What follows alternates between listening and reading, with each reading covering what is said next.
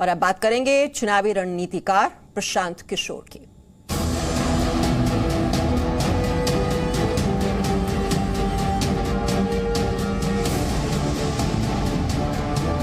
पहले तो ये मानना कि सिर्फ विशेष राज्य के दर्जे से ही सारी समस्या खत्म हो जाएगी, ये असेसमेंट ही गलत है।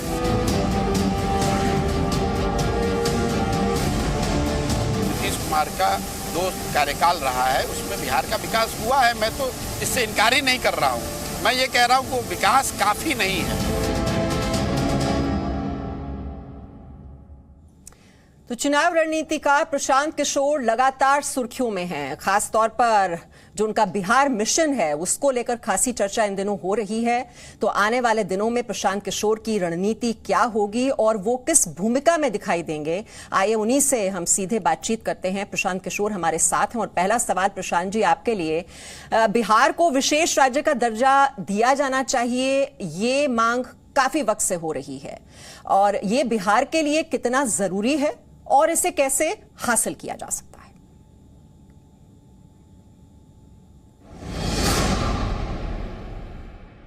किसने रोका है उनको विशेष राज्य का दर्जा लेने के लिए? उनकी सरकार है यहाँ पर।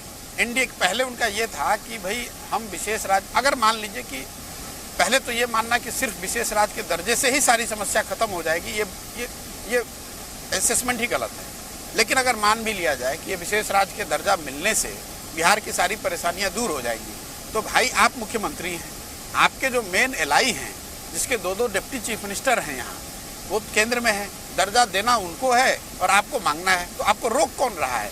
कितनी बार आप मुझे ये बताइए, पिछले एनडीए की सरकार 2017 से यहाँ पर है, आज 5 वर्ष हो गए, 5 वर्ष में कितनी बार मीटिंग हुई है विशेष राज्य के दर्जे के मांग को लेकर? मिलना नहीं मिलना छोड़ दीजिए, नीतीश कुमार या उनकी पार्टी जो कह रही है, हम उनके पार्टी में खुद थे, आप मुझे बताइए कि किस दिन ये बात हुई है कि विशेष राज्य का दर्जा देने के लिए आज प्रधानमंत्री के यहाँ सारे दल के लोग या नीतीश कुमार वहां बैठे हुए हैं या मीटिंग कर रहे हैं? मुझे तो ध्यान नहीं, अगर आपको ध्यान है तो आप बता दीजिए। और अब हमारा दूसरा सवाल, बिहार के सीएम नीतीश कुमार के साथ आप रहे, लेकिन अब आप उनके साथ नहीं हैं। नीतीश कुमार के कामकाज को लेकर आप क्या कहेंगे? वो खुद भी विकास के मुद्दे पर, सुशासन के मुद्दे पर ही चुनाव लड़ते हैं।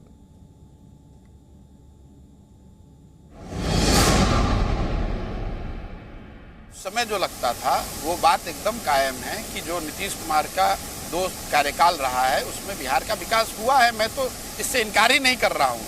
मैं ये कह रहा हूँ कि वो विकास काफ़ी नहीं है, वो विकास जितने पीछे आप हैं वो काफ़ी नहीं है। जिस रफ्तार से बिहार को बढ़ना चाहिए वो नहीं बढ़ा है। जहाँ तक आपने कहा कि आपने नारा दिया था, नारे के साथ साथ मैंने 7 निश्चय की भी बात करी थी। बिहार के 40,000 गाँवों से ये बात निकाली गई कि भाई अगर अगले 5 साल सरकार में, मैं 2015 की बात कर रहा हूँ, कि 5 साल सरकार को आना है तो सरकार की प्रायोरिटी, प्राथमिकताएं क्या होनी चाहिए, उसके आधार पर 7 निश्चय का प्रोग्राम बनाया गया। उसके साथ साथ ये भी परिकल्पना की गई कि जो बिहार की मशीनरी है, जो सरकार है, अगर इसको आगे बढ़ाना है, इसको बेहतर इम्प्लीमेंट करना है, तो उसके लिए आपको लेटरल एंट्रेंस को लाना पड़ेगा देश भर से। लेटरल एंट्रेंस का मतलब कि देश भर से जिस व्यक्ति जिसके पास भी वो प्रतिभा है, कैपेबिलिटी है, उसको लाइए, बिहार सरकार के साथ उसको मिलकर काम करने का मौका दीजिए। बिहार विकास निगम भी बना है, बिहार विकास मिशन को बनाया गया, लेकिन सरकार में तो उसके बाद से नीतीश जी हैं, हम तो सरकार में है नहीं, हम तो कोई मिनिस्टर बने नहीं हैं। उन्होंने बिल्कुल जब मैं एडवाइजर के तौर पर उनके साथ 15 में जुड़ा, तो ये मेरा कंट्रीब्यूशन अगर कुछ है तो मैंने उस एजेंडे को तय करने में मदद की कि भाई ये 7 पॉइंट प्रोग्राम है जिस पर कि आपको काम हम सरकार को करना चाहिए।